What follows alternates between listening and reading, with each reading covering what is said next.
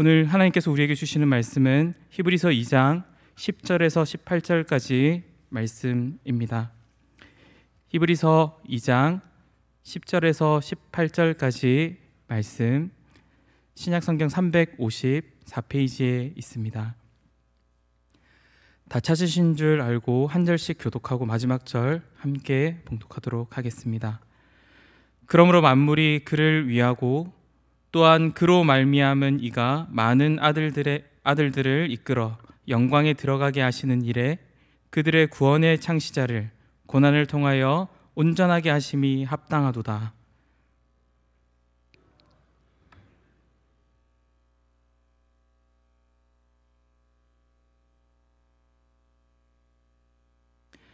이르시되 내가 주의 이름을 내 형제들에게 선포하고 내가 주를 교회 중에서 찬송하리라 하셨으며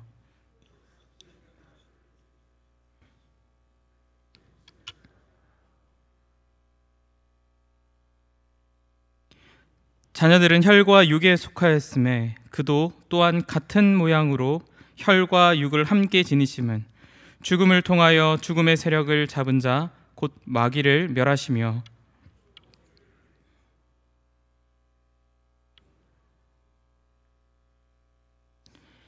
이는 확실히 천사들을 붙들어 주려 하심이 아니요 오직 아브라함의 자손을 붙들어 주려 하심이라.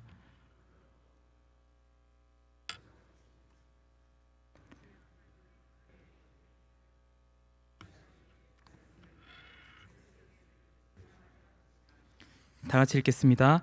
그가 시험을 받아 고난을 당하셨은즉 시험 받는 자들을 능히 도우실 수 있느니라. 아멘.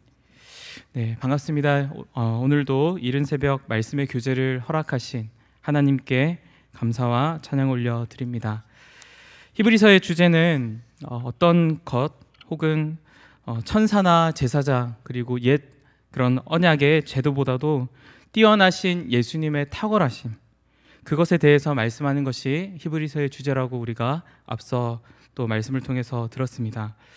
구약 성경에서 메시아를 보내주시겠다는 그 약속의 말씀을 따라서 예수님께서는 이 땅에 우리가 너무나 잘 알듯이 우리의 몸을 입고 친히 이 땅에 오셨습니다.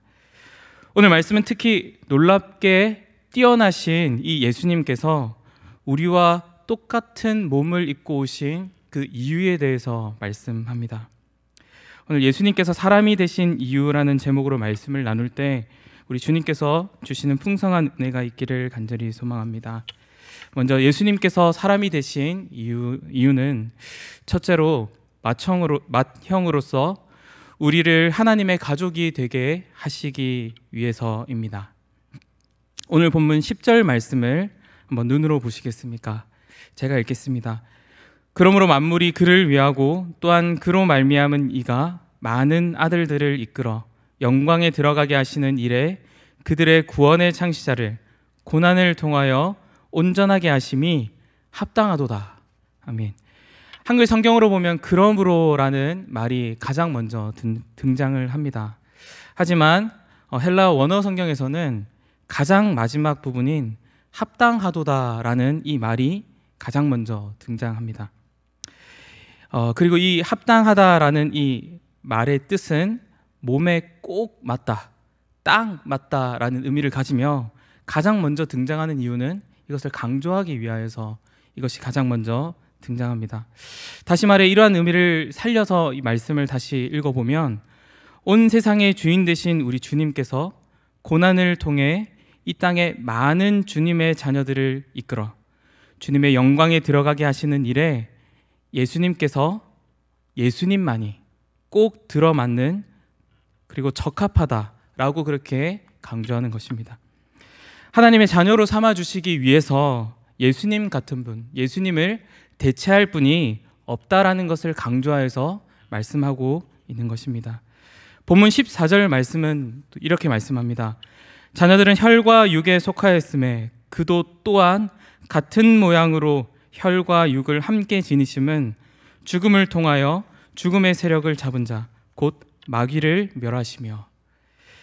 예수님께서 우리를 위해 고통, 즉 죽음이라는 그 경험을 하셨습니다. 그리고 이것을 통해서 우리를 꼭 붙들고 있었던 공중의 권세 잡은 자, 곧 마귀를 멸하심으로써 우리를 구원해 주셨다. 그렇게 말씀하고 있는 것입니다. 하나님을 찬양하고 또 하나님의 영광을 위하여 지음받았던 인간이 하나님으로부터 스스로 떨어져서 독립하겠다고 선언하는 그 죄를 범함에 따라 이 사람이 어떻게 되었습니까? 영원한 죽음에 거하게 되었다라는 것을 우리는 너무나 잘 압니다. 그에 따라서 어떠한 자유도 없게 되었습니다. 14절에 이어지는 15절 말씀을 보시겠습니까? 죽기를 무서워함으로 한평생 매여 종노릇하는 모든 자들을 놓아주려 하심이니. 깊이 생각하게 하는 말씀입니다. 우리가 살아가는 그 여정을 조금만 생각하게 되다 보면 어떠한 목적도 소망도 없음을 발견하게 됩니다.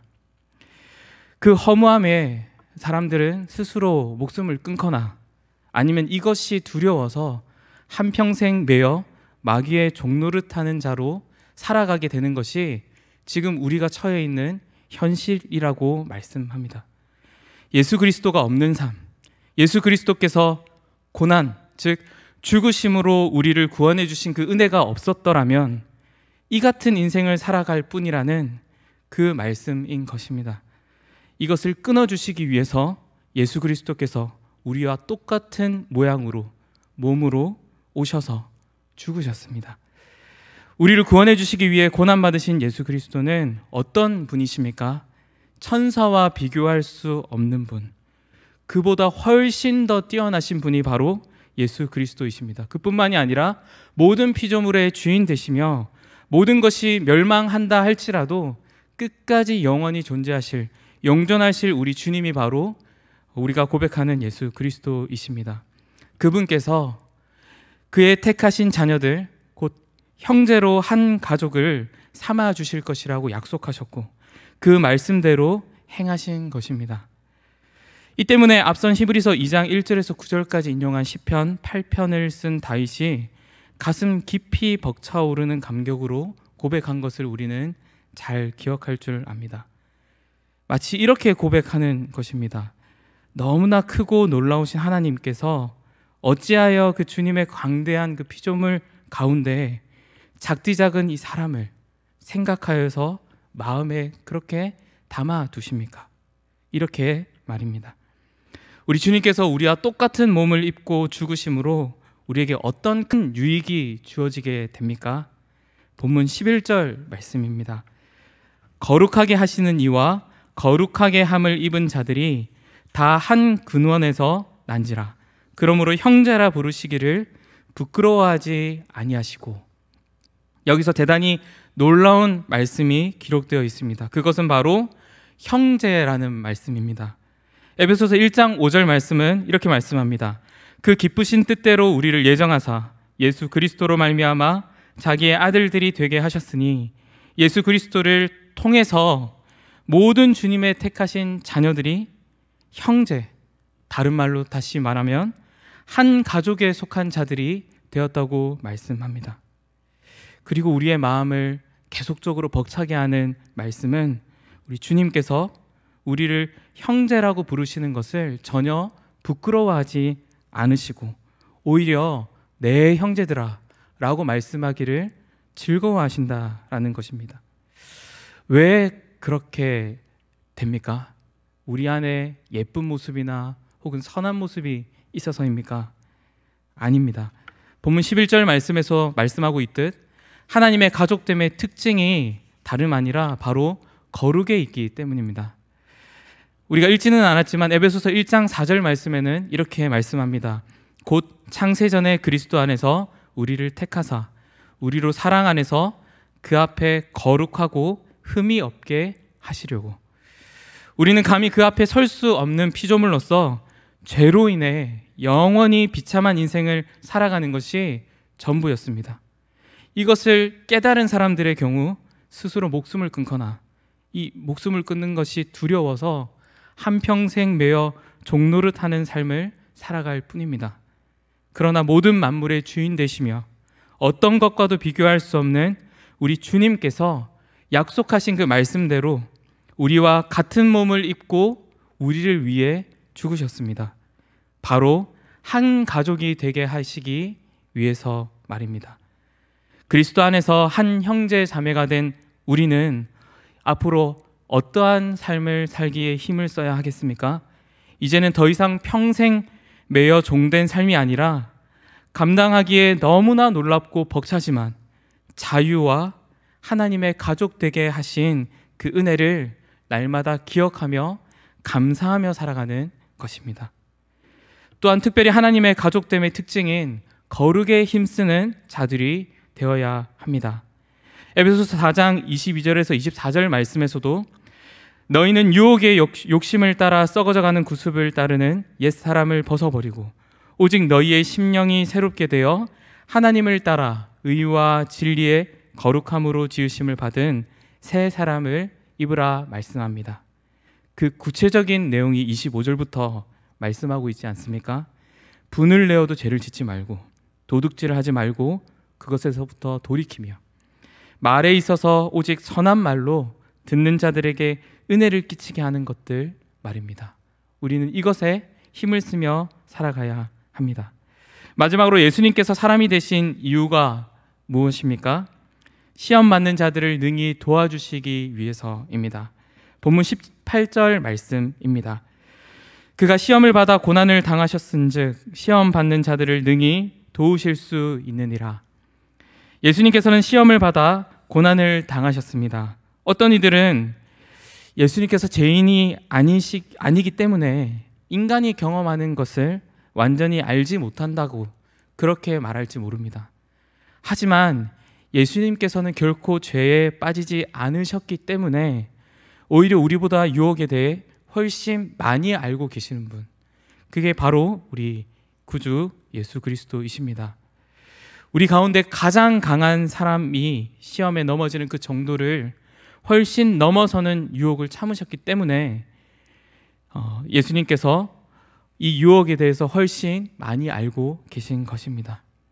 예수님께서는 우리가 어떤 일을 겪고 있는지 정확하게 알고 계시는 분이시며 우리의 대제사장 되시는 우리 주님이십니다.